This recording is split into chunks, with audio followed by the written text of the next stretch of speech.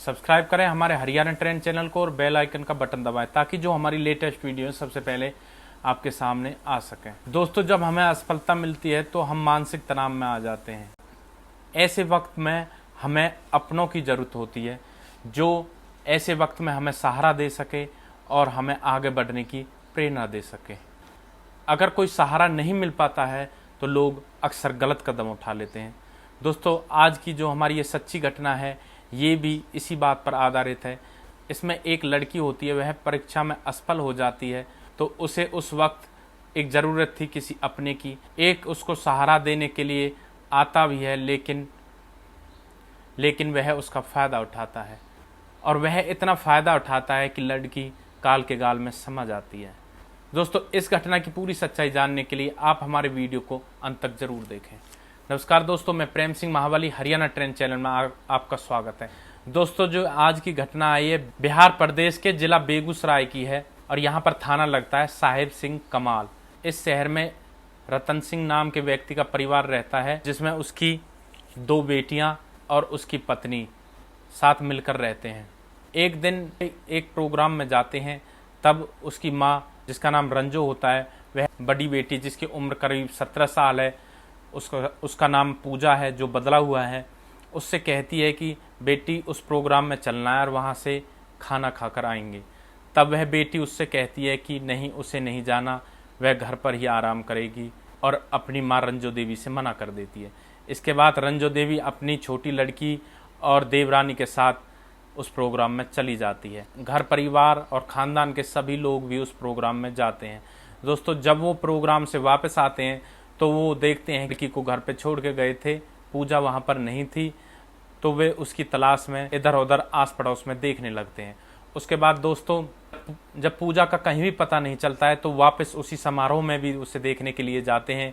कभी बाद में समारोह में चली गई हो, लेकिन वह वहाँ पर भी नहीं मिलती। अब रतन सिंह अपने आस पड़ोसियों की मदद से उस लड़की को ढूंढता रहता है, पूरी रात ढूंढने में गुजर जाती है। रंजो देवी उस लड़की की माँ होती है, वो सुबह सुबह पुलिस स्टेशन में जाती है और वहाँ पर गुमशुदगी की रिपोर्ट दर्ज कराती है। जो थाना इंचार्ज होता है जिसका नाम दिनेश कुमार होता है, वह उस औरत को धमकाता है कि यह तुम्हारा रोज का ड्रामा होता है और उसे थाने में से भगा देता है। दोस्तों, वह थाने से रोकर बाहर निकलती है और फिर अपने परिवार के पास जाकर अपनी बेटी की तलाश में जुट जाती है, लेकिन उसकी बेटी का कहीं भी पता नहीं लगता है।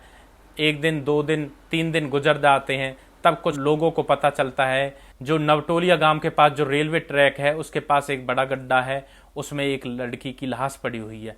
दोस्तों, परिवार के सभी सदस्य रोते हुए वहां पर जाते हैं। जब वहां पर जाकर देखते हैं तो वे उसको लड़की के कपड़ों से ही पहचान लेते हैं और उन्हें पता चल जाता है कि यह हमारी ही लड़की है। दोस्तों, इसके बाद यह सूचना पुलिस को मिलती है। पुलिस यह सूचना सुनकर बिल्कुल सख्ते में आ जाती है, तब घटनास्थल पर पहुंचती है। उस लड़की के घर वाले बहुत नाराज होते हैं और जो गांव वाले होते हैं वो भी पुलिस से बहुत नाराज होते हैं, क्योंकि पुलिस पहले ही इस मामले पर अच्छी तरह ध्यान देती तो शायद यह घटना नहीं घटती।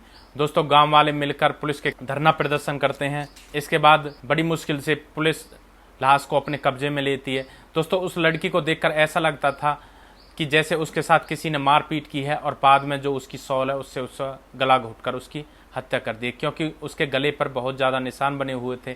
इसके बाद पुलिस उसे पोस्टमार्टम के लिए भेज देती है और पोस्टमार्टम रिपोर्ट का इंतजार करती है और इस मामले की छानबीन में जुट जाती है। छानबीन के दौरान पता लगता है 17 वर्षीय लड़की जिसका नाम पूजा था, यह पहले भी 10वीं क्लास में थी।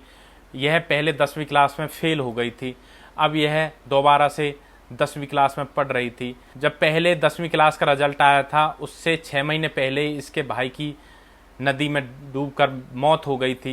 ये 3 बहन भाई थे, इसका भाई तो मर गया था, अब ये केवल दोनों बहनें बची थी। वह दुख कम भी नहीं हुआ था, इतने में एक घटना और हो जाती है। जो ये लड़की 10वीं में पहले फेल हो जाती है, तब इसके घर वाले इसे बहुत जोर से डांटते हैं और यह पूरी परेशान हो जाती है, एक कोने में बैठकर रोने लगती है। इसके बाद गांव का ही एक आदमी चाचा लगता है, वह उसको दिलासा देता है और उसे यह दिखाने की कोशिश करता है कि वह उसका अपना है। दोस्तों, वो बहादुर सा उस लड़की का दिल जीत लेता है और दोनों में प्रेम हो जाता है।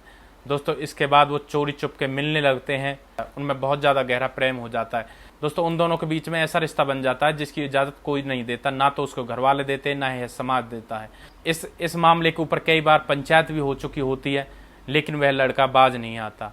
रंजो देवी थाने में इंस्पेक्टर से बार बार कहती थी कि उसकी बेटी बहादुर शाह के कब्जे में है, लेकिन पुलिस उसकी बात नहीं सुनती। पुलिस थाने में रिपोर्ट दर्ज कर लेती है और बहादुर शाह अभी फरार होता है और पुलिस पोस्टमार्टम रिपोर्ट का इंतजार कर रही होती है ताकि अच्छी तरह से इस मामले का खुलासा किया जा सके। दोस्तों हो सकता है यह मामला ओवरनाइट किलिंग का हो, लेकिन हो सकता है इसमें बहादुर शाह का भी हाथ हो।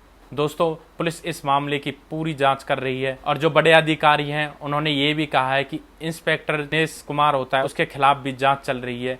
अगर वह सख्ती से काम लेता तो इस घटना को होने से रोका जा सकता था। तो इस कहानी का उद्देश्य किसी को परेशान करना नहीं है, किसी का दिल दुखाना नहीं है, बल्कि आपको जागरूक करना है, आपको सचेत करना है कि आप जहां भी रहें सुरक्षित रहें, सावधान रहें। जय हिंद, जय भारत।